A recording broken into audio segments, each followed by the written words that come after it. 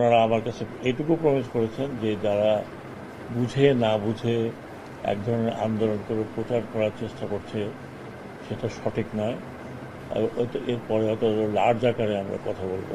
RFL wardrobe, প্রিয় সব পোশাক যত্নে থাকবে আরএফএল ওয়ারড্রপে। ওনারা আমাকে বলেছেন যে যারা শাহবাগে এই ধরনের বসে আন্দোলন করছে তাদের বুঝাবেন যে it doesn't make any sense, অনর্থক। ইউ আর বিকামিং, আপনি তো আরেকজনের খেলা খেলছেন, আপনি আরেকজনের খেলা খেলছেন না, আপনি নিজের খেলা তো খেলছেন না। আর যা কিছু হয়েছে ওনার যেটা হচ্ছে কিছু কিছু জায়গায় আমি কালকেও বলেছি যে আমি ক্ষমা প্রার্থী as a citizen and as head of this মন্ত্রণালয়।